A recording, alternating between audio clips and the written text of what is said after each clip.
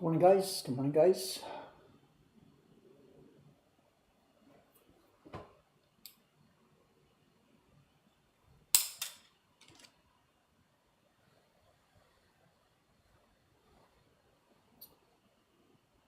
Back at it for another week. My week starts on Wednesdays now, so finishes on Mondays and starts on Wednesdays.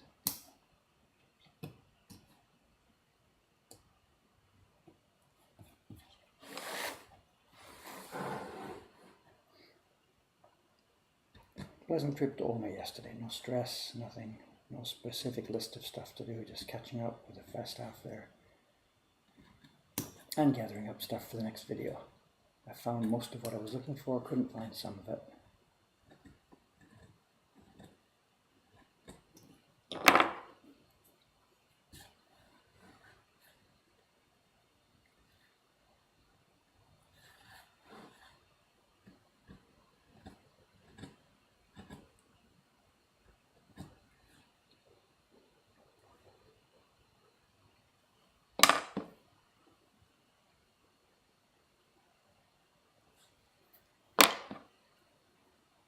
Why is my fan roaring? I'm not quite sure.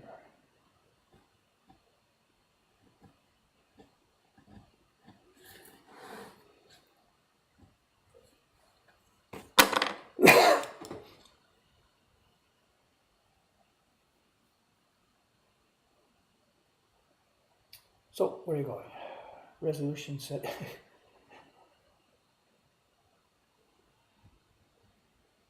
There's a question, is why? Is this a philosophical question? We'll see if it makes it through or not. Okay, you know what I'm doing this morning? We're picking up on the hair carving here. Where are we probably going to get to? Today's Wednesday. I've got to finish off the long part going down here. We've got to go around. There's another group of, here we are, another group of curly hairs in the middle, and then next is the tiny hairs. But I'm not sure what to do here as far as scheduling goes today. To do the tiny hairs here, I'm going to need to rearrange a different tripod. I've got to get the camera on an arm over the bench to get much closer. And I haven't worked that out yet. So probably what we're going to do today is I think we're going to finish the hair here and here.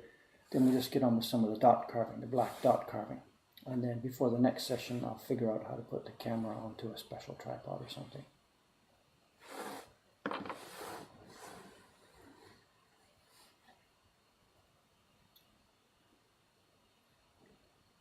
But also too, I've got to remember to let everybody know, tomorrow's stream is going to be a short one because we've got another morning party scheduled tomorrow. There's a morning party scheduled, 8:30 I think they're coming. And I'm it, so the stream will be disrupted.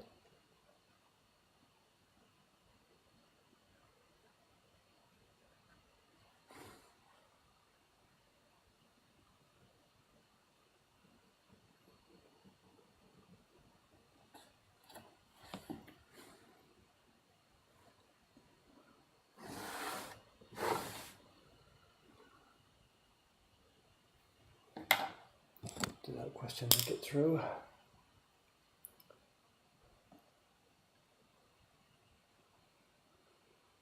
I don't understand the question. What is the structure of the Gampi you use to transfer the image to the block? Is it 2 layers or is it a certain amount you remove from the mix? I'm really not sure what to say. A Gampi paper is just a Japanese Gampi paper. I don't have any in front of me right now to show you. We use a piece of copy paper with Japanese thin Gampi paper tacked to it. And when we paste it down, you see me pulling off the copy paper. So that's nothing to do with layering of paper, just pulling off the copy paper. And once the Gampi paper is on, you see me peel sometimes. I peel off from the back. Because the way any Japanese paper is, it's hand-rocked, dipped and dipped and dipped and dipped, which makes it having layers internally. But I don't create those layers. That's just what Gampi paper is. It's just what all Japanese washi is.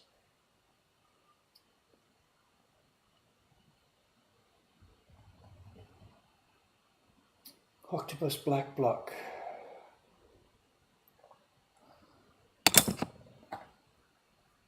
Okay, I can't get too distracted here this morning. I've got to get this thing done.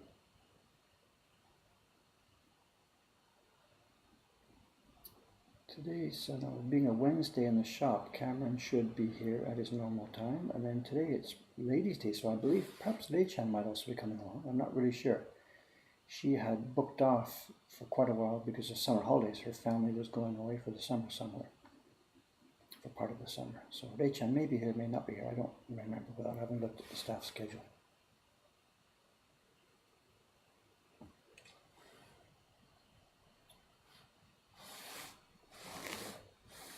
But Cameron will be here.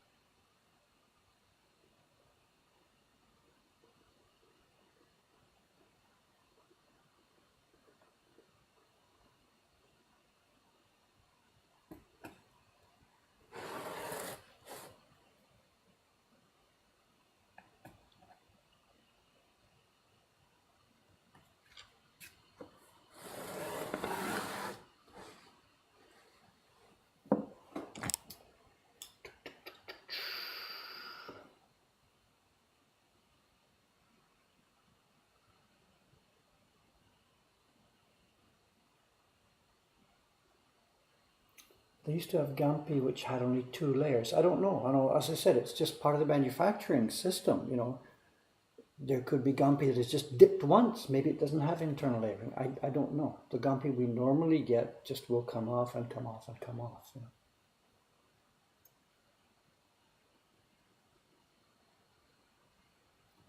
Do I have any print from the Genji tale on the flea market for sale? You mean the 4 Okada Yoshio prints? There's one in our flea market right now, the one called Wakana. They come up now and again on Yahoo auctions or on the what do you call it? The Koshokai auctions, the internal dealer auctions. They come up now and then.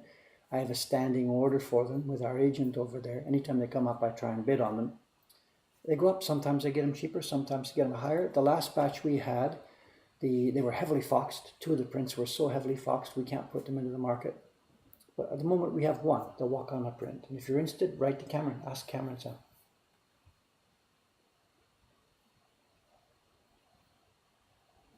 Super rare. I saw one for 1,250. No. Ours is about whatever, 275 or something. I don't know. Ask Cameron. The one we've got is not Fox. The ones we've got, Foxed ones, they're not for sale. We don't even try and sell those. The one we've got in the shop right now is not Foxed at all. Write to Cameron and ask him.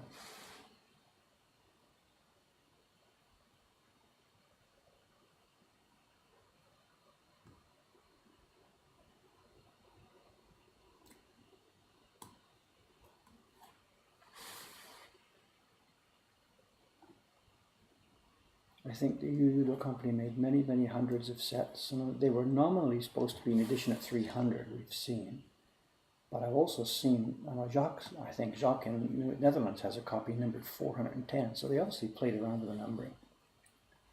Any of the numbering on those 20th century prints is suspect, you know.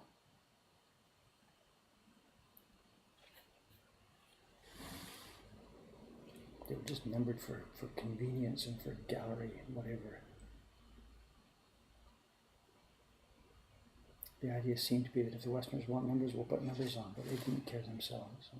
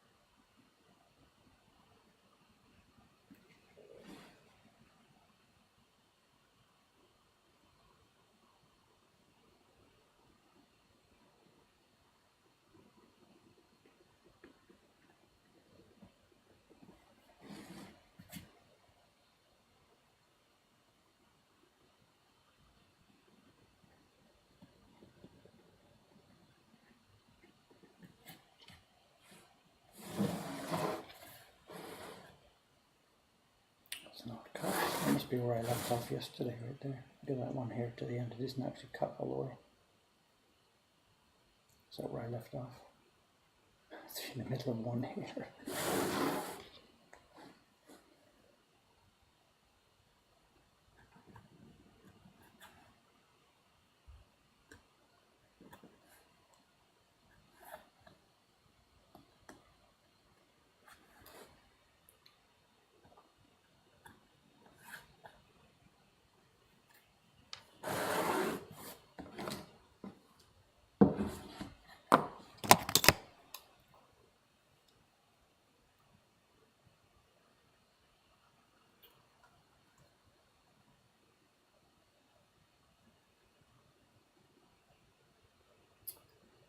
Oh, conversation, catching some of this foxing. So I don't know what foxing is either. There's lots of consensus. Is it chemical? Is it biological?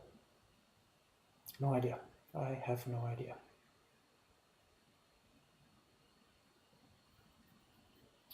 When did technology like the magnifier you use come into use. Whatever. I know carvers have used whatever technology they've had. I know there's a little scene in the Hokusai manga book where there's a carver banging away the block and he's got these little giddy light glasses, you know. And of course, once glasses first came into use, carvers started using them. I mean, we're trying to work with very detailed stuff.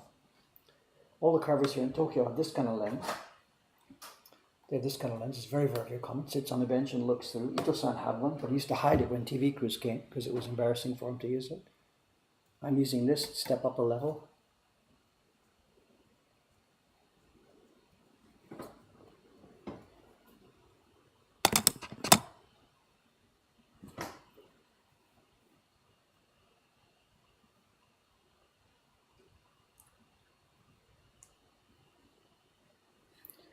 Somebody's talking about steady hands there. It's funny, you know, steady hands are not a big deal here. I know. Well, it depends how you define it. My hands are not floating in the air. I know. When I stand here, if I do this to you now, I think my hand is basically steady. I'm okay. I'm not a person who's shaking all the time. So I have normally steady hands. But the work I'm doing, both of my hands are, try to knock it down. Both of my hands are touching the block. They are resting. My right hand rests on the block like this and supports the knife. And my left elbow, not elbow, my left forearm. So my left hand is floating, but my left forearm is on the wood and my right hand is on the wood. So we're not free floating here. So I'm not sure if Dave has steady hands means anything or not. I don't really know.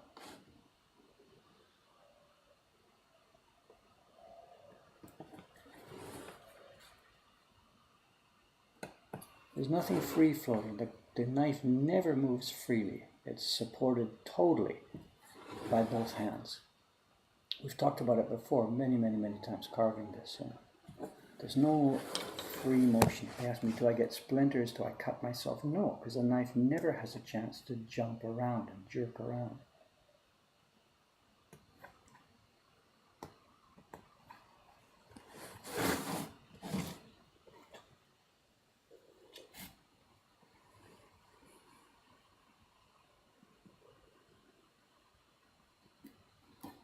But yeah, steady hands. Anytime that the conversation comes up, whoever's in the conversation, the staff here, whatever, we have a little competition.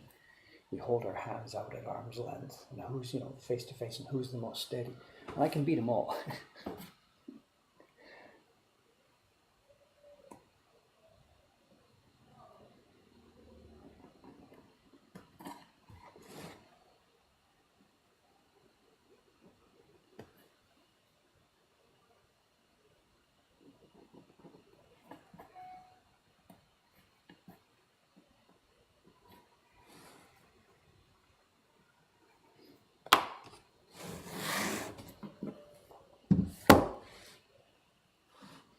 I forgot to open the doors. Just give me a minute here. The doors are closed and the air conditioner's off and it's starting to get steamy in here. So excuse me a minute.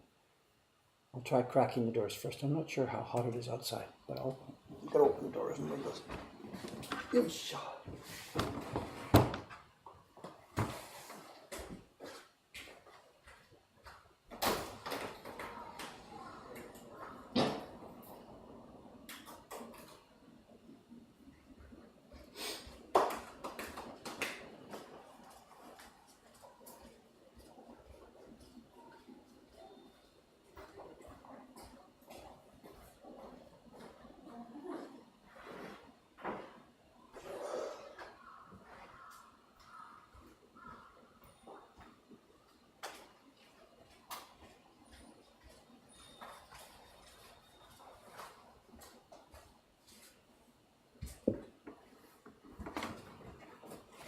Yeah, much better breeze. Sorry about that.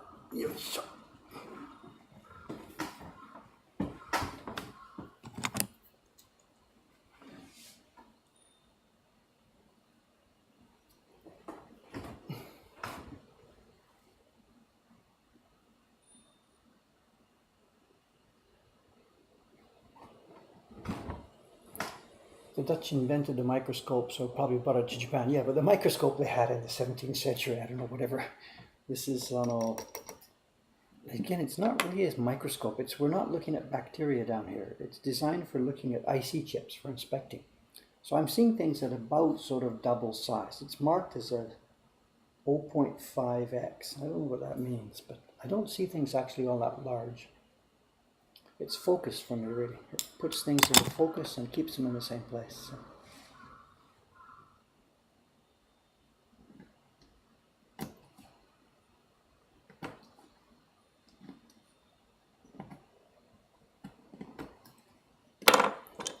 I forget the name for this kind of scope. There's a specific name for it. It's a stereoscope or stereoscopic microscope or something. I don't know. It's not actually super high resolution. No use for medical stuff like looking at blood samples and things like that.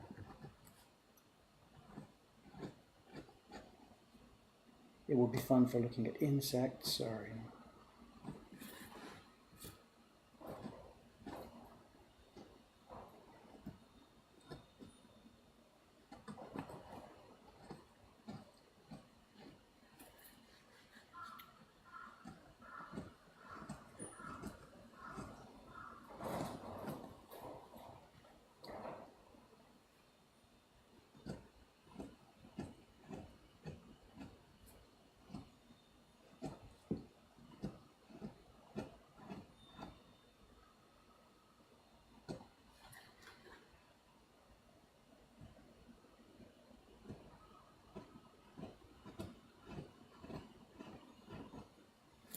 If any of you have watched any of the videos put out by Ford Hallam, Hallam, he's what's the word? A silversmith? Is that the word? I don't know. He makes things in metal, sword fittings and small objects of art using some traditional Japanese metal hammering technique. He first mixes a bunch of different kinds of metals, melts them together, blobs it into water, then hammers it out flat into a disc, and then he makes things like sword hilts and stuff, using a metal chasing and a metal inlaying technique. And he runs through exactly the same microscope that I've got.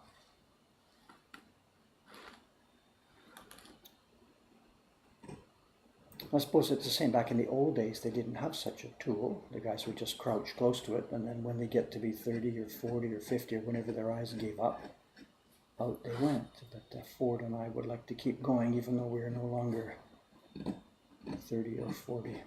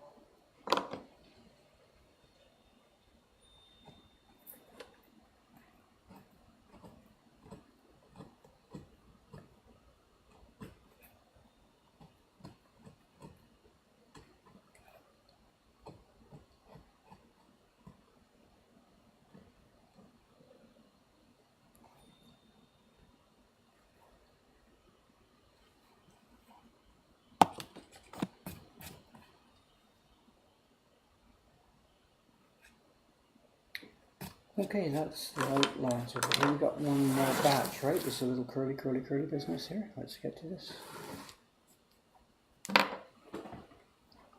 Check up on this chat here.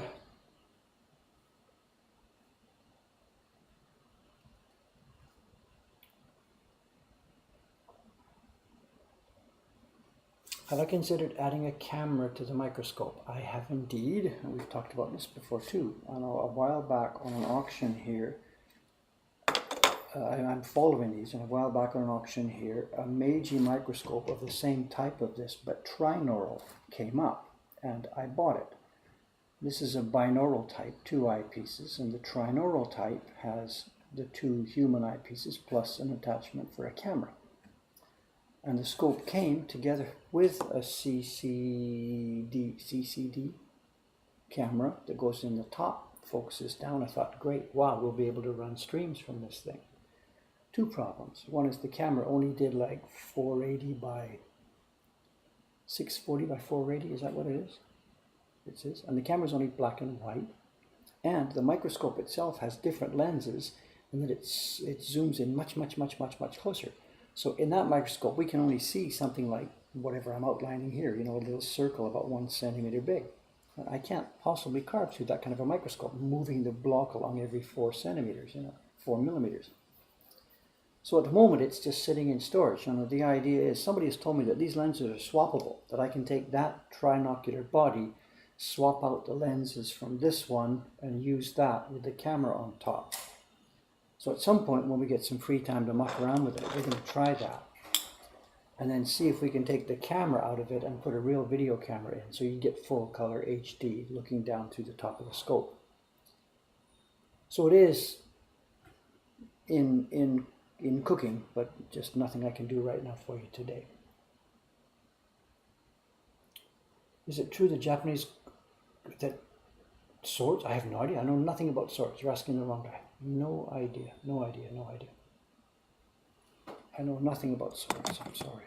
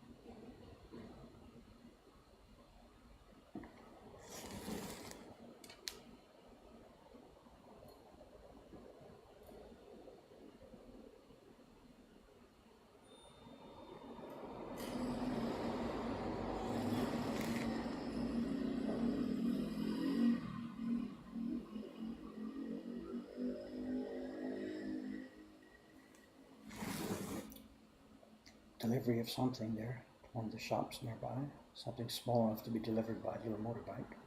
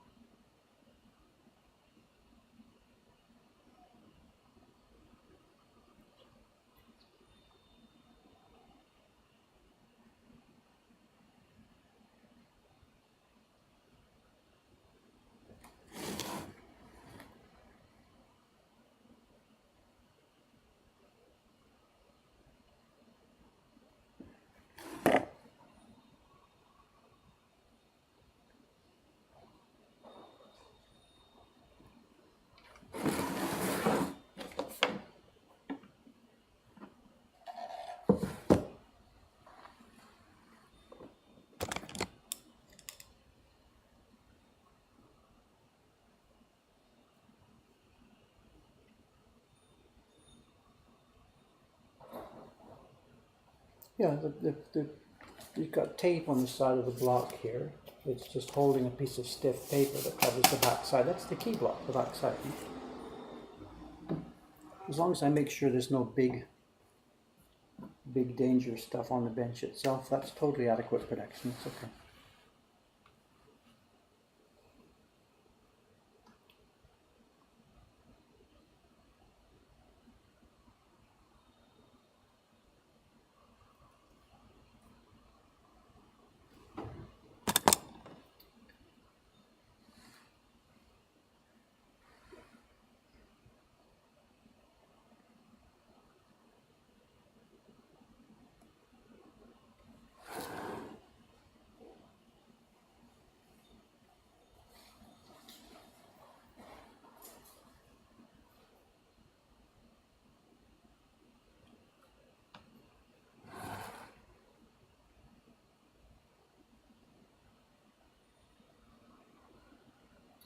Yesterday, I know, as some of you have been talking about already, I went to Ome to collect stuff for the next video, the Beginnings Part 2 video. And I wanted to collect some old diary notes and, stuff like that. And I did. I picked up one of the passports. I came here. They gave me a 3-month visa to come in the country, so we can sort of show that stamp and things like that. I need props to help tell these stories. So.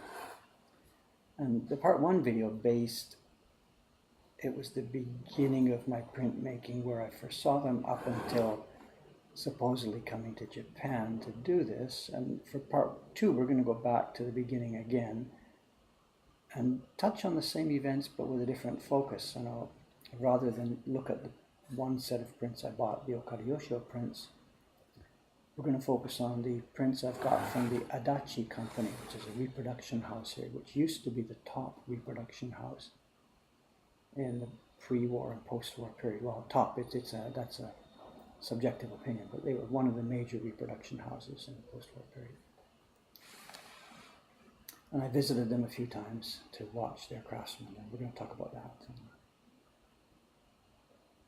But I picked up the old, I say a diary, it's not a diary, it's a notebook. It's just got little scratches and drawings and sketches of me trying to watch one of their carvers and make notes on what I was seeing. Looking through on the train on the way back here last night, looking through the stuff I collected, the notebook and the little diary entries and stuff like that, I read through some of them. And I was struck by how much some of the story has changed in the years, over the years. Something had happened 30 years ago or whatever or more, you might tell the story about it and you might not quite remember it exactly. You tell the story with a little bit of a difference. And the one you've told becomes the real story because you can't remember which is real and which was a little tiny thing you exaggerated or changed. So I'm very glad we're actually doing this video here because reading those notes has pulled me back on track because some of the things, I haven't been exaggerating and making up wild stories, but just you get some details wrong and they become the details that you tell in your mind, So it's been a really good experience for me to see, oh no, that's what happened, not like how I've been remembering.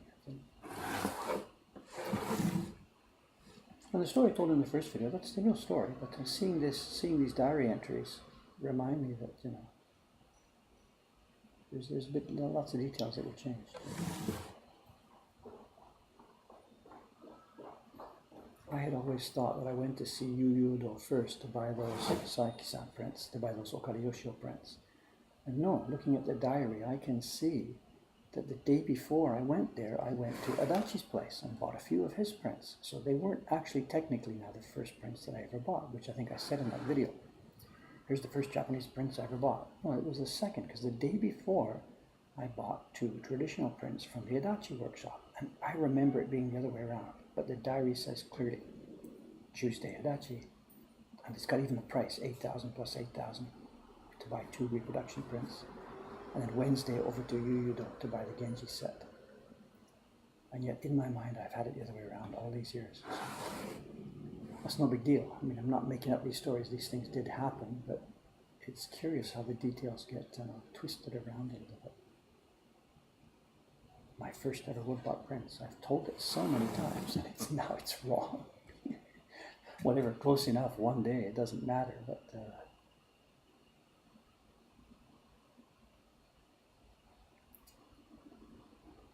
guy's coming back again today for more prep work for that potential TV show they want to do, and it's going to eat a huge amount of time again today.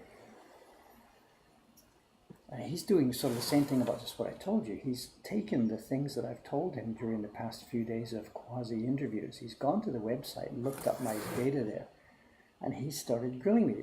The other day he was here. He said, "I thought you told me you did this before you did that." And I'm like, "Yeah." I says, "Well, that's not what you said on your website."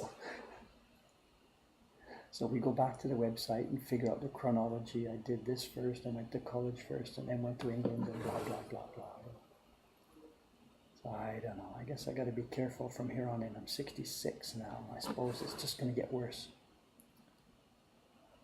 How well you remember these things, you know.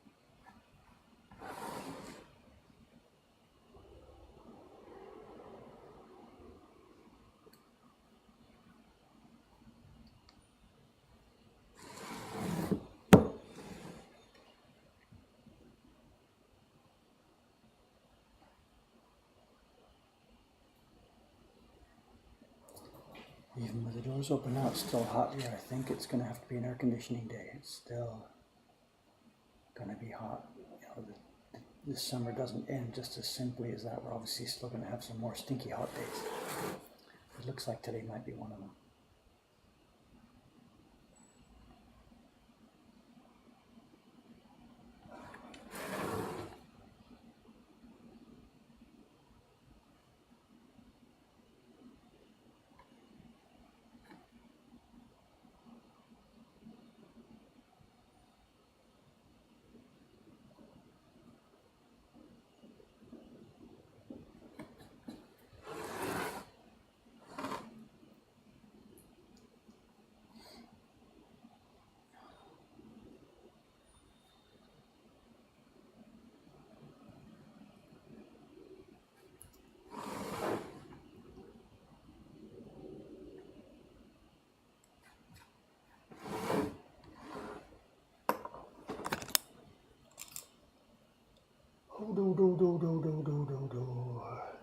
Okay, I'm sorry I missed a bunch of this.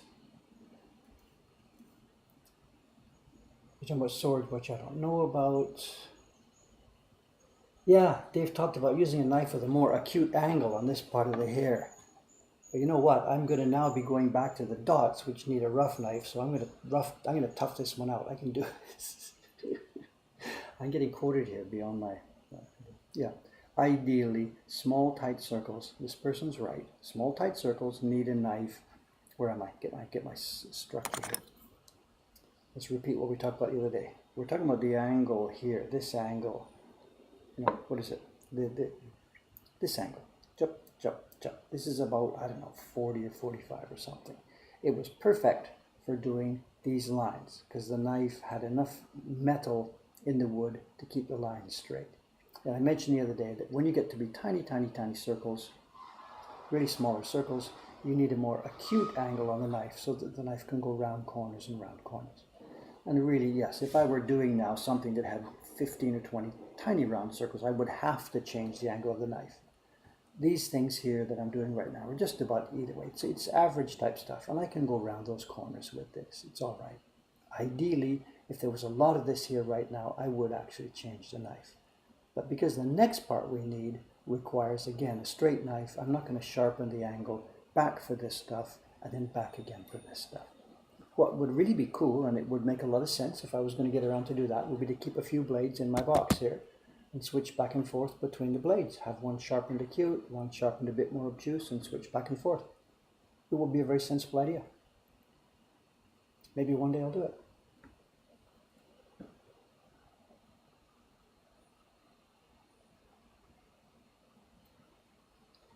Then bigger questions, I'm sorry. I saw a small version of the Ukiyo-e Heroes print in a Melbourne art gallery. Jed has he has a dealer in Australia, and I think this must be this. Jed sells the big versions, which are not wood blocks. They're about A3 size. Those are inkjets. He sells those from his website, and I think that Australian gallery sells them. Then we have the wood block versions, which are about, I don't have a sample, they're about B5 size. The ones we have in our shop here, Jed sells them online, and that gallery may have them.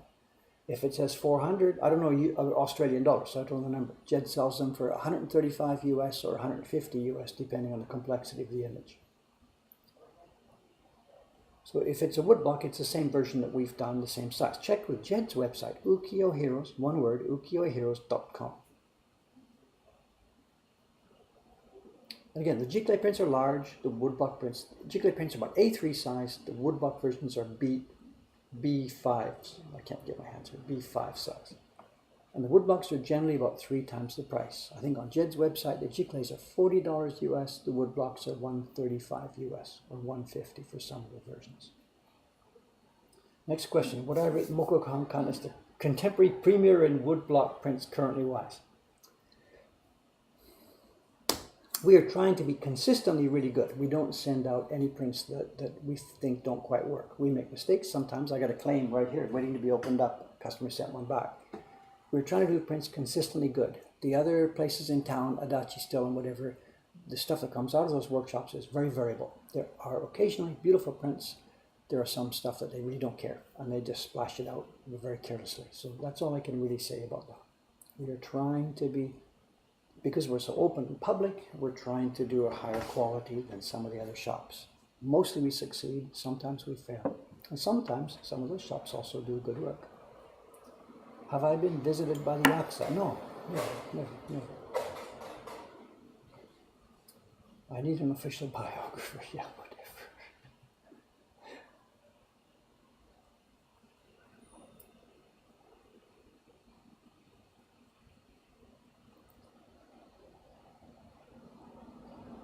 No, the flip horizontally, we do this, Jed does this all the time. When he's designing a drawing, he flips horizontally, flips upside down to look at it. We as printers, we look at them upside down. When you're printing a print, you have to be really careful each one. Are there bad marks or specks or something wrong with it? And if you print them and look at it right side up, print it, look at it right side up, your brain just sees the image. So what a good printer will do is he'll print it, look at that sheet upside down, look at the next sheet sideways. And looking at it from different orientation, your brain will jump up and see those spots that are there in the wrong place. Anyway, I get back to work here. Got to get back to work.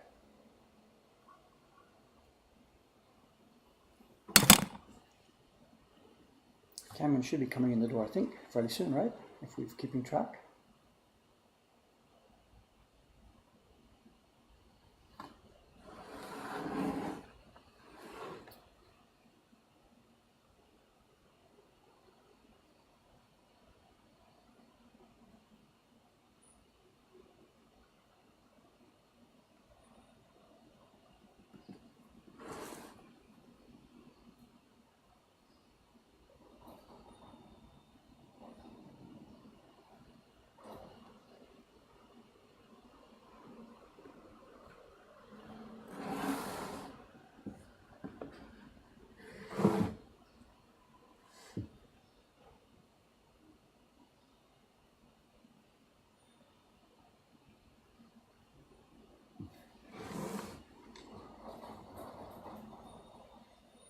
Yeah, it is going to be hot, absolutely. We're going to have to close the doors and put the air conditioner on, absolutely.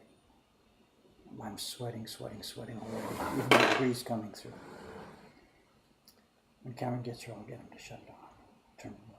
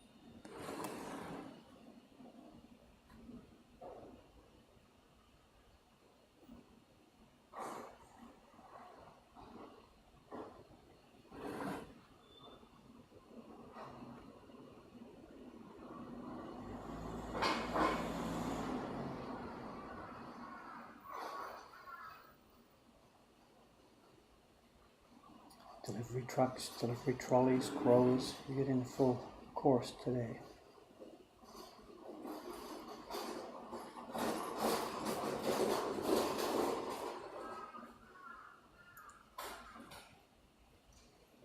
That must be for the kimono shop next door.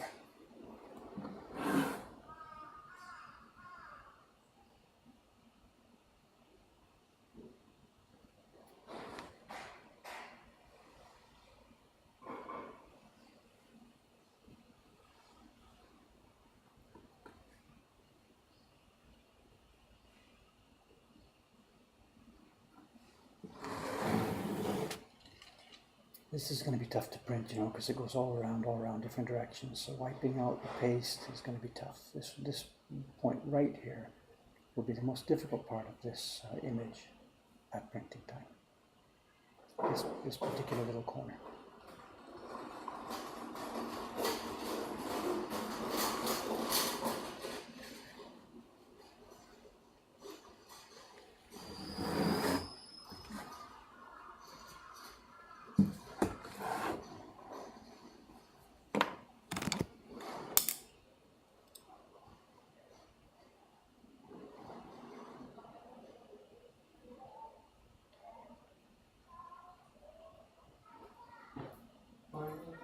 There he is. Here's Cameron-san. Cameron-san, before you sit down, can I ask only guy? I thought it was going to be a Suzushi morning today. I was wrong. Can you close the door and window and fire up the air conditioner, please? Sorry to ask you to be a gopher. That's okay. It's obviously going to be a hot one, a stinker. Look at this, your back is back. It's just soaking wet. So the air conditioner, I don't know if you know, it's the top right button. Just punch it once, it'll come up automatically. So. And not Jido. No, you know how it works. Okay, good. So. And then close the back window. Yeah. Thanks.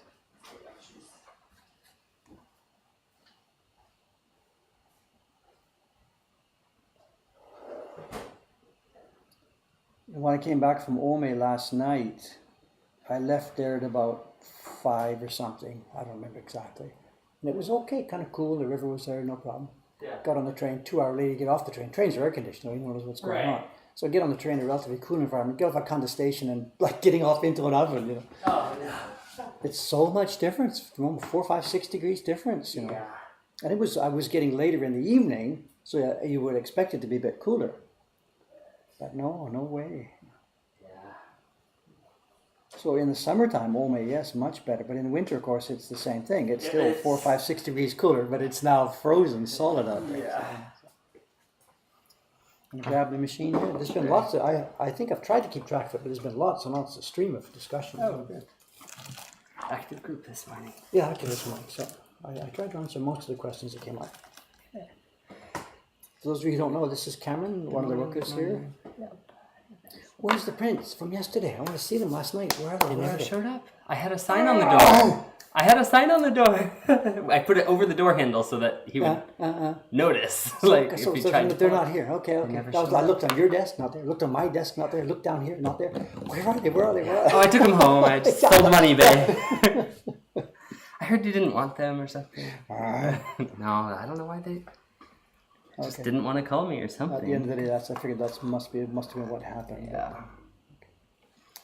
There was auctions last night. I got one of them, and one I missed. And it's the same thing again. The prices are just going higher and higher and higher. No. And higher. So, All right, we gotta stop telling people where we get them.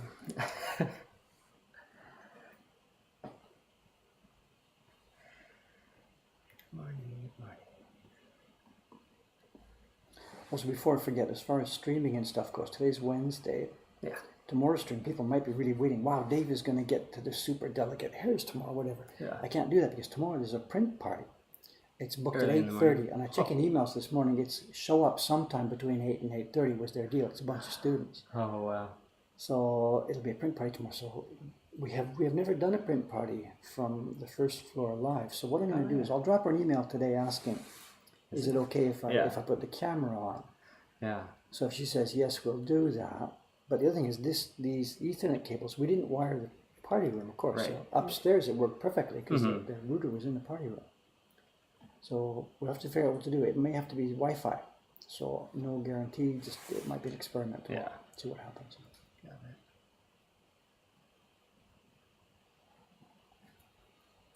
So if they say yes, and if I can figure out the cabling, tomorrow's stream might be a print party. If that's the case, it won't start at 8 o'clock. I'll just put a notice up on the Twitch page saying stream will start soon. When it starts, in a few minutes soon. So. We know what happens when people sign up for early print parties. Well, this morning it was cancelled. It was cancelled. Today's 10 o'clock party is already cancelled. Oh, no. In fact, the girls are coming in ready for a party, and I got an email from the woman, and my partner has fever, so we can't come. Oh, no. True or not, I don't know, but whatever, nothing you can do, so it's cancelled. So we'll see. Oh, I can feel a little bit of that cool breeze. It'll take a few minutes. It's okay. It's a good air conditioner. It works very well. Yeah. I'm going to go location because it shoots back here. We've got it set for the highest angle, so it shoots all the way down here. Chatting with the stream here earlier, I got lots of stuff from Oma yesterday, the props for this next video. Oh, good. And among them is the diary I had when I was traveling around Japan on that first trip, showing what I spent and where I spent it and stuff like this. And for years now, I've been telling the story. Those Okaryosho prints are the first woodblock prints I ever bought, blah, blah, blah, impact on me, blah, blah, blah, blah. They're not. Wrong. It shows, I forget the date, it shows the day before. The day before was my first visit to the Adachi workshop. Oh, okay. Not as a printmaker, but as a customer. The customer, I went there and I bought 2 prints. I bought a Choki print and a Shiraku print, reproductions. Yeah. It would be on a Tuesday, then the Wednesday, or whatever days it was. The next day, I went to Yuhido and bought those Okaryosho prints. Huh. And the reason is, they're the first ones I saw. I saw them in that department store. Oh my God, I want these. But I didn't actually make the purchase until we got back to Tokyo. So here I am. I've been telling this for years, this story. These are the first woodblock prints I ever bought, And whatever, it's a tiny bit distorted. These are the first woodblock prints that had a super impact on me, but the day before, bought them I bought something else the day before, so technically, so whatever. Funny. Camilo asks, how many blocks to go before the Octopus print's complete? This is remind me, what are we doing? This is the 3rd of 8. But don't get disappointed with that, because the key block was the most difficult one. This is the next difficult one. From here, there's the Octopus bass tone, which is easy, just flat tone. Yeah, not lots of fine lines. There's the Octopus overtone, which has dots, dots, dots, dots, dots. It's another dotty block. Then there's a yellowish tone on the rocks, the seaweed stuff. Oh, okay. And then there's a sky block, the background block. Sky block meaning background block. Whatever. Yeah. So no, we're over the hump. The most difficult ones are done. Yeah. And how long it's going to take, it all depends. Whatever. We are now approaching very quickly the autumn busy season. Yeah. Which means we're going to be chaos on the store here, and I've got to get busy making the gift print for this year. Yeah. So there are still lots of things that are going to distract me, and this print is not going to be ready. Like Olympics. This week or something, whatever. It's just going to roll along. I'm sorry. I cannot predict. There's so much going on, and this job is not the top priority job. Yeah. Every day it's triage. I get a note from Suga-san. I changed my mind. I need paper tomorrow. Can you do sizing? Bang. That's what I got to do. Yeah. So this is the last priority job, not the first. So I'm sorry. No guesses. Yeah. It's going to happen when it happens. Also, while this Camilo is here, I saw a note in my Facebook stuff that has sent you a private message. I can't read that. I don't use Messenger on Facebook. The last thing I want to do, I don't use any SMS services whatsoever. So Camilo-san, I haven't seen whatever it is that you sent. If you want to talk to me, email, whatever. Find one of the emails here and send a message. But I don't use SMS in any way. Don't and won't. So sorry, not to be obstreperous, but just send an email.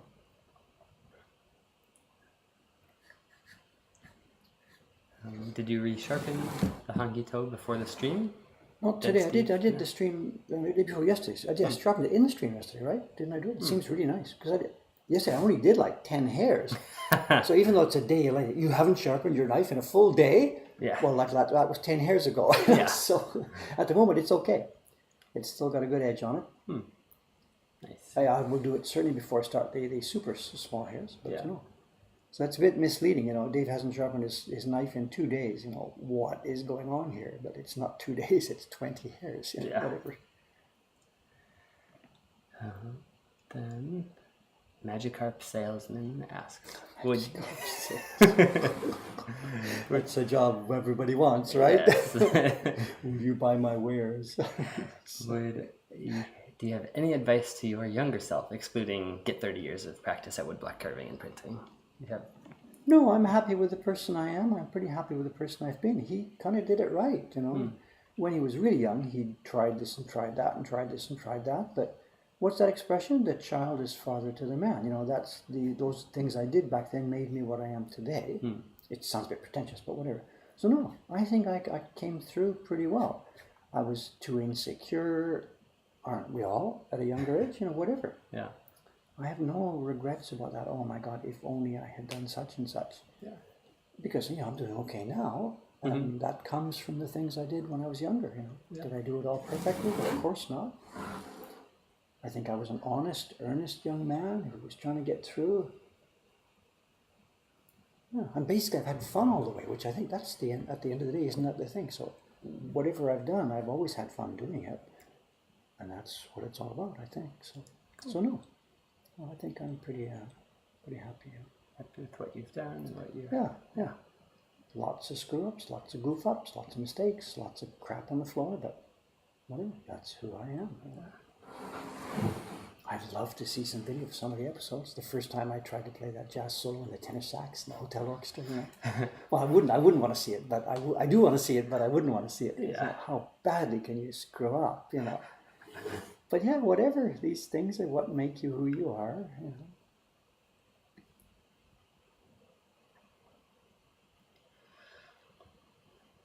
How about you? You know, whatever. Oh, I really regret such and such. I don't think most of us would say this. I don't know. I bet some people do, but... I mean, we may have been a big mistake. You know, I mean, for example, whatever. When we were kids, my brother and I, we were out on our bikes traveling around one day around in Winnipeg, and we came to this place where there was a railroad bridge across the Assiniboine River, and there was construction going on at the other end of it, and the dump trucks had dumped some mounds of earth at one point, and then something had got cancelled. So these mounds of earth had weathered and had grass growing on top. So you had a railroad bridge with a long, long ramp going down from it, and at the bottom of it there's all these mounds of earth. And I'd seen some kid zip his bike down there and go down with his bike and then over 1, over 2, over 3, over 4, like riding on the back of a dragon. Yeah. And I'm like, oh, that looks fun. That looks fun. So I tried it. And I was younger, I wasn't smart enough, or I didn't understand physics or whatever. I'd go down this long ramp, hit the first one, and then I woke up a couple of hours later with the neighborhood lady over me, and there's blood everywhere, and my bike is broken, and you know. Oh. And I could have broken my neck. I could have been paralyzed for life. Yeah. So do I regret doing that? Yeah, I regret doing that. I got really, really lucky. So there's that kind of stuff, you know. Yeah. Childhood is something we had to get through, or we don't get through, you know. Yeah. How'd the other kids survive? Well, I know nothing about it beyond that I remember doing that. The Yeah. bike was a wreck, and the lady from the next door, or whatever, some nearby house, the kids must have gone, there's an unconscious boy here, so some lady came out, blah, blah, blah. Whatever, no hospital. I did survive, just a broken bicycle and a bit of blood. But it could have been the end of my life. So do I regret doing that? But yeah, whatever, a kid's a kid. You know? Yeah. You survived it. I've looked at it now on Google Maps. The bridge is still there, the ramp is still there. At the bottom of it now there's a little park. There's no more little hills of earth, but everything else is still exactly the same. You know? Cool. It was a railroad bridge. It wasn't a bridge for people. It was a railroad bridge, and these giant CN freight trains full of wheat and stuff. 100 cars would come along. And you'd be in the middle of the bridge, and the guy's beeping, get off the bridge. But these trains move so slow. It's okay. And we'd put pennies on the track, and you'd see them get totally flat. Fun.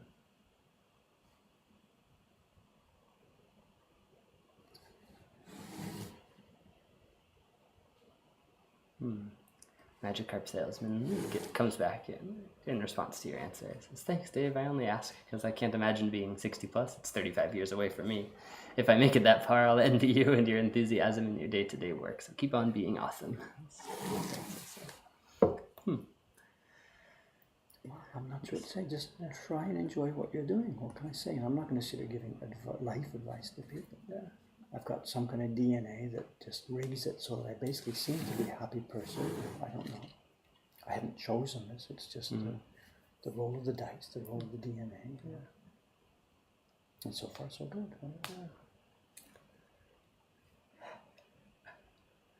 Had after you said you don't want to use Facebook Messenger, you got people suggesting, "Oh, try sending Dave a messenger pigeon." And someone else says, "Put a rocket on it so it's a little more instant." And Camila says, "I'll do that, but the last bottle I dropped in the sea never reached its destination." I'm not trying to be a Luddite. I mean, we're here. We're on YouTube stream. I mean, I'm right here on a live stream. I'm not a Luddite, But simply, I really don't like to explain my thinking here. I don't like the stuff where it buzzes me and beeps me. Yeah. I don't like the telephone. I've never liked the telephone. Even back in, when I was a kid, I didn't enjoy the telephone and didn't like it. So for me, the reason I would prefer email is when I sit down at the moment when I choose, look at the machine. Okay, here I am. It's going to be in communications mode. Let me browse these messages. Yeah. But SMS stuff on the phone, it just hits you all day long. And I'm sorry to be weak about this, but I can't handle that these days. I just can't. It just feels like it's always urgent. Like, you need to respond to this right now. I just don't want to do that. So I'm sorry to be unfriendly. All I'm doing is I'm trying to control the pace of the communication. And if it makes me look unfriendly and a Luddite, I'm sorry about that. It's frustrating sometimes for the staff. I had my phone with me yesterday when I was out in Ome, but it was in the bottom of my bag. As most of the staff has learned by now, it's okay.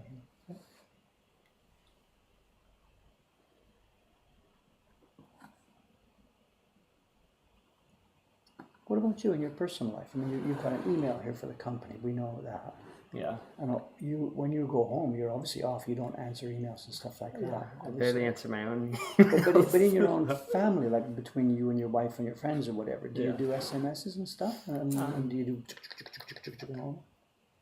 If we send a message, we know the other person will answer when they get around to it. There's not like, I can't believe you didn't answer me for 5 minutes. I've been sitting here waiting. So we use it like more people use emails, I guess. It's just, here's some information, get back to me when you get back to me.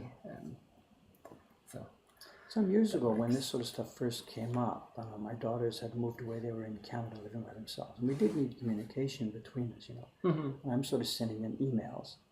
And Fumi at one point, I forget the app sheet. It wasn't Line, because that wasn't the case. It was something like that. It was an earlier kind of, whatever, NSNS kind of deal. And she said, let's try this or something. It must be maybe one of the ones that was built into, I forget. So anyway, we tried this one day, and there it is. And I typed in, it appears as a bubble. Yeah. And then she types it here, and it appears as a bubble. Left, right, left, right, left, right. And I totally forget what the conversation was about. And then at one point, her bubble didn't come. And I'm like, I sat there. And I sat there. Where is she? And I sat there. I sort of put it in one corner of my screen, tried to go on, but I couldn't leave the computer because, whatever. She might write back. No, and later on, I told her, like, what's going on? You just dropped? She said, Dad, what are you talking about? I said, well, you didn't say goodbye or I was waiting. Said, Dad, because I was looking at this as a conversation, like a telephone, hello, and then you make the noises that say, I'm going to hang up in a minute, goodbye, the telephone protocol that we've all learned over the years. Then there's an email protocol, which is now changing. There's no longer, you don't have to put your name at the bottom and stuff like this. So. And she, Dad, you don't get it. And well, of course, I don't get it. And she said she was really surprised to hear me say that I had been waiting for a sign-off, because she said, you don't do that. You don't say goodbye, see you later. Well, there might be a TTYL or something. Yeah, talk to you later. But she didn't even put that in. BRB, be right back. Old ones. So whatever. So I don't really feel so comfortable with that. So I've avoided it. Yeah. And again, as I said, because I don't want the thing tapping me and knocking me and notifying me. So anyway, Camilo, I'm sorry. I saw that there had been a message, but I don't know how to see it, and I don't really want to see it that way. So whatever, sorry. Just send an email. Look forward to it. Twilight Zone. Dave wakes up tomorrow morning and he's back at the bottom of that hill covered in blood, a broken bike, and realizes the last 50 years have been a dream. And I've really been paralyzed, and it's all been dreaming. I'm in a hospital bed and I've been paralyzed for 50 years. Don't say that, Ken. I hate horror stories. I think you seem like you're really here. I think we're okay. Well, that's the Matrix question, isn't it? That's exactly what he says. It says depends on which color pill you swallow. That was coming.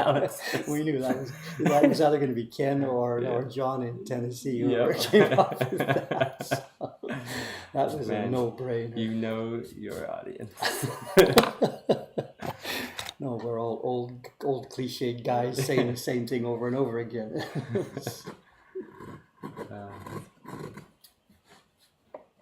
seen The Matrix? Did you No, see a movie? I haven't seen it. No, okay, you just know it. You just absorbed it. Yeah, exactly. This is second-hand, third-hand, fifth-hand. I haven't seen a movie, and I can't remember how many. Okay, I was surprised. This came up a while ago when they were talking about, what was it? The top, spinning top. What was the movie? Inception. Oh, yes, Inception. Yeah. I've never seen that, but now I know the deal. There's this scene at the end where one of these guys, who the hero is, spinning a top, and is it going to be a dream? And the camera cuts away before it falls over, and it's wobbling. Yeah. Well, I'm part of the culture here, but have I seen it? No. Nope. It's funny. It's really curious. How do you learn these things? Yeah. How do you learn these things when you haven't seen them? Yeah. I guess it's from conversations exactly like this. Someone said, "Oh, that's like the Matrix," and at first I would have been, "What is that?" And then you realize, so there must be a movie where there's a question where what is real and what isn't real, and you pick up the mood of what it must be, even though I haven't seen it. Right. So. Funny. That's how culture communicates, I guess, isn't it? So.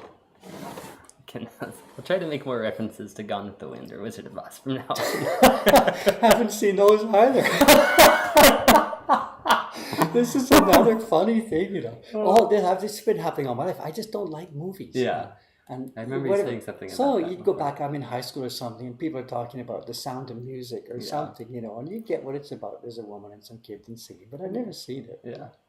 Wizard of Oz? Nope. Gone with the Wind? Nope. That's 1939. That's before my time, so don't put that one on my shoulders. That's pretty early. But all the classics, John. I've seen Star Wars. Oh! I saw Star Wars first run in Toronto. I lined up to see it. This would be 1970, 78, would it be? 1978 or 77? I can't remember. I have to work out the dates. But I saw it first run. And I also saw 2001 because it was so much in the culture and so much, oh my God, I got to go and see this scene. And I wasn't a toker. I didn't get drugs and stuff. But to see that scene where all the lights blur by, blah, blah, blah, blah, blah. So I've seen Star Wars. I saw 2001. What else? I guess that's perhaps about it. My girlfriend once, Sadako, she dragged me down. She said, "Look, you got to start seeing movies." So you got to start seeing movies. And there was something. I remember the name. It was Alien. And I had to leave. I couldn't stand it. I had to leave. She was really disappointed. There's some scene where, there's a guy is killed and he's on. No, I like to handle that. And there's a guy killed and white stuff instead of blood comes out. And the head has been ripped off, and at this point, I'm just Sadako. I can't watch this. I just can't watch this. And it's left. So I've seen Alien a third of the way through, or whatever it is. And she just gave up with me, that's all. She just gave up. I have seen a couple more. I've seen things like, we went to see Up, Pixar. Oh, okay. And I really enjoyed the first 15 minutes or so. Isn't it great? It was so, I thought, oh my God, this is going to be a 2 hour. And then it stopped and it's chasing and people running around and monsters. And The opening sequence is brilliant. It wasn't crying, but whatever. This is, this little colored patches on a screen that isn't real, but it affects you so much. Yeah.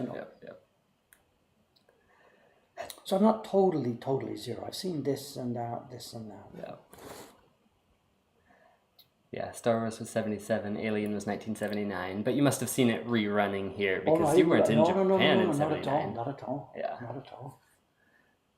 No, I'm sorry, Sadako. And this would be, I met her after my divorce. I was divorced in 1993. Here we go, putting the numbers on the table again. So I guess whatever. Yeah. Dave just needs to see some nice romantic comedies. I think... Well, that's the kind of stuff, as opposed to the things like Star Wars, which are clearly, we all know this is fake and doesn't exist. So we go into the theater saying, okay, here's the deal. I am going to, what's the word? Suspend your disbelief. Exactly. But when it's people acting and stuff, when it's like the rom-com or whatever you mentioned, I can't do that. I can see the camera. I can hear the camera going, and I can't. These people, 10 seconds before they're reading their lines and they turn to face, guy says, "Hi, start." And they just blah, blah, blah lines. And I cannot suspend my disbelief, period. But I could for Star Wars, and I could for Up. It's an anime, Yeah. So I don't know.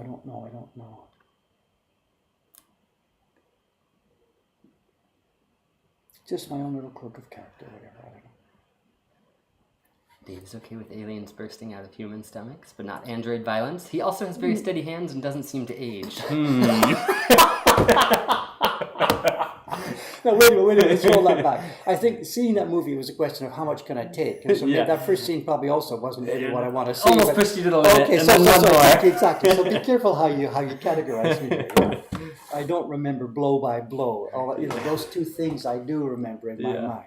But, I probably, when that happened, I look at her and I think, she looks at me saying, is he going to be okay? She probably holds my hand. She's like, I don't remember the detail of that level. Was it an Android? Is that what it was? Yeah. It's an Android. Sorry about this. So whatever. We've all got our own stuff, our own character and quirks.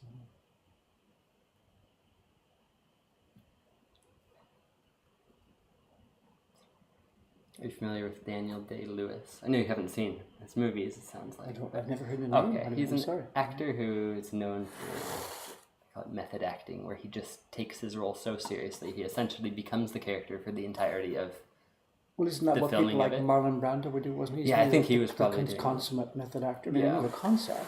Yeah, so they're saying you should see some Daniel Day-Lewis movies because he just becomes the role, so maybe you won't be able to see through it so easily. I mean, if they're so good, but wait a minute, I do know that I have paid a ticket and I'm sitting in a chair in a movie theater. I mean, how are we going to erase that? I mean, I'm not sure what to say here.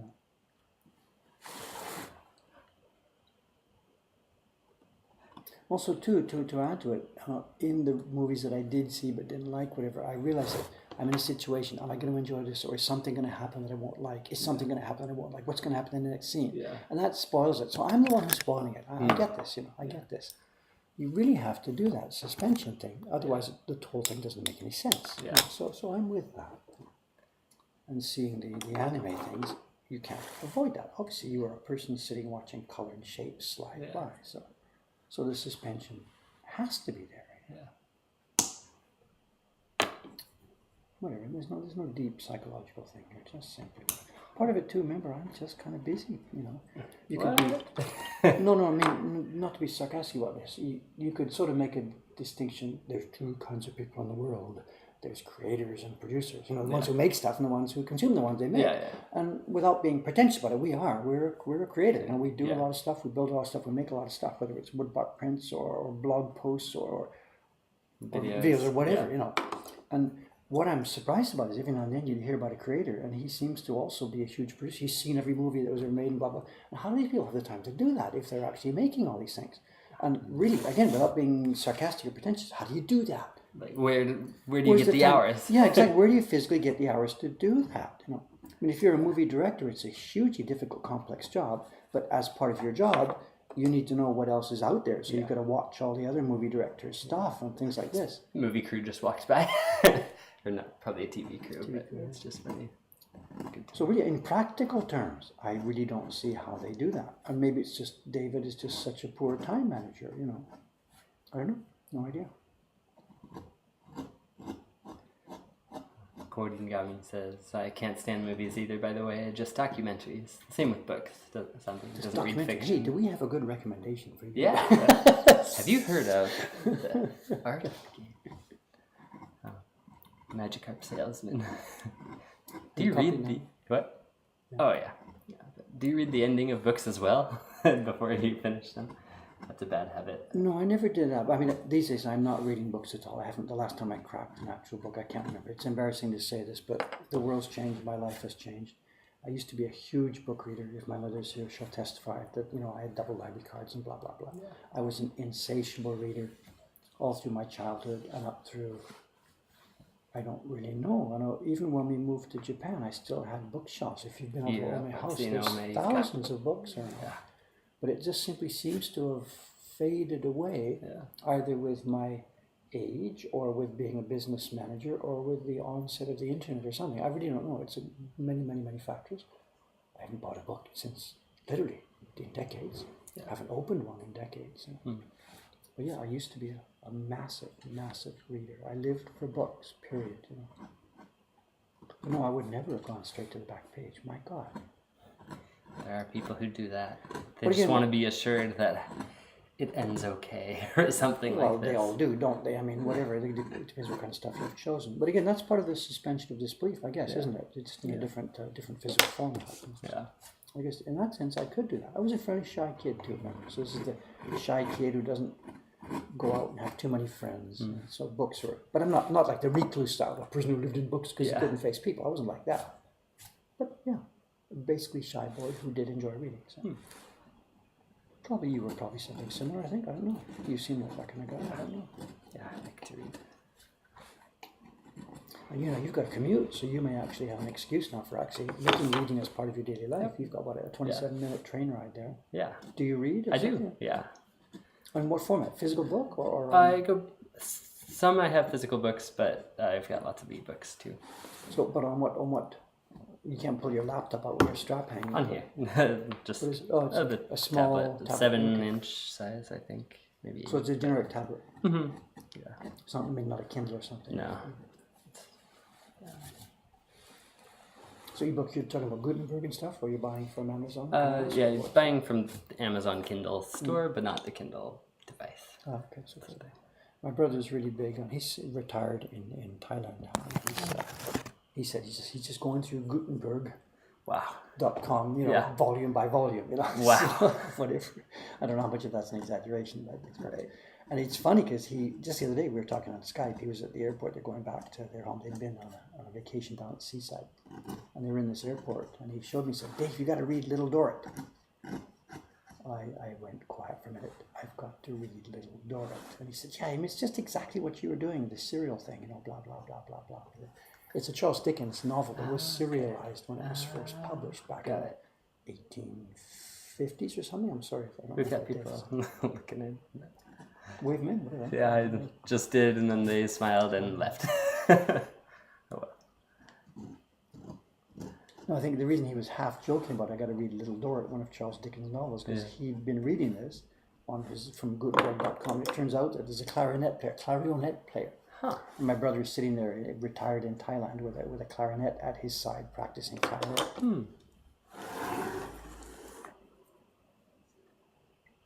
So yeah, there are people who are doing that, working their way through Gutenberg. And they said if it was good enough for Charles Dickens readers in 1850 or whatever, it's good enough for me. So must be a nice retirement.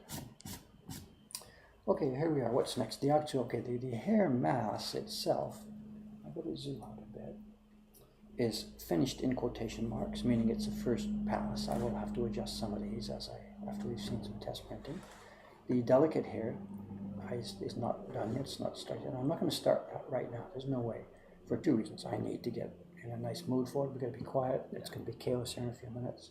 And also I've got to arrange a new camera setup. The camera is physically too far away. It just, as we've seen before, it won't zoom in without blurring. Right. So I've got to get upstairs, find that arm. We've got that bent arm, the flexible arm. Arrange that on the bench to get the camera close in and do this. And this may be happening. Today's Wednesday, right? Tomorrow it's an early party, unless they cancel. So this won't be happening tomorrow. And then I do have a dosa job. The dosa calendar is now building up again. It's from Kanai-san and Suga-san and Kabuta-san. So quite possibly Friday will be a sizing stream, a dosa stream. And in that case, that would push this back, the hair carving would push it back to Saturday. So I'm sorry to be vague, people. I just really don't know. I'm just trying to schedule this work with all the things going on. Yeah. So it'll happen when it happens. We're going to record it, of course. I'm going to record it at this side also. Because people are asking, Dave, do a hair carving stream. And actually, when I did the carving on the backside, we did record it, and it became part of a YouTube video, a Twitch highlight video. Good morning. Good morning. I have good news and bad news. It might be the same news. The French couple who is coming for the 10 o'clock party, she has a fever and won't be coming. So, nobody? Pardon? Nobody. It was only two. Yeah. And she cancelled. It's French Day today, right? It's French Day today. So, and as far as I know, the 1 o'clock party and 2:30 party are still up and running. Okay. I haven't received any other emails. But anyway, the 10 o'clock party has cancelled. Evening. Did I finish that Japanese book I was reading? Yes, a while ago. Someone asked. And yeah, I prefer paper too, but English books are in low supply here. English books are in low supply here. Where, I mean, In Japan, yeah. You can get them, but they're a little bit. Well, if you do the harder to Mars find, they're expensive, of course. Yeah. But if you go to Jimbo Shop, there's a couple, 2 or 3 or 4 shops with the wagon out front full of English books. And there's stuff like English teachers here have bought or imported and then just dumped in Jimbo Shop. Oh, in Jimbo. And there's what's I'll called have to go check over there. not Goodfellas, Good Books. There's a couple of English bookstores, used English bookstores here. So there is access. Okay. Not in my neck of the woods, but I can head over there. Whatever, there is access. Cool. Good to know. Because there's so much stuff brought in and then dumped, and the typical Japanese person has no use for it. So there's no flourishing, expensive second-hand market. Right. It's just they're dumped, and they don't know how to get rid of it. Mm-hmm. What's our schedule here, sir? What is 25. Okay, so we should wrap this up then. Obviously, I could start carving these dots right now, but I don't think it'll make any sense. We'll just wrap this up. So there we have it. The next couple of days' streams are going to be a bit, I don't know, no idea. There'll be surprises. Yeah, tomorrow could be a print party stream, or it could be something else. And Thursday could be the hair carving, and it could be a sizing stream. I don't know. We'll see. Okay. Stay tuned. Hold your breath. See what comes up. I don't mean that literally. Okay, see you all tomorrow. Yes, tomorrow morning, same time, same station. All right. Not sure what we'll have, but we'll have something. No. Thanks for participating, guys. I'll try and read the chat later on at lunchtime and see what's in there. Okay. Thank you. Thanks.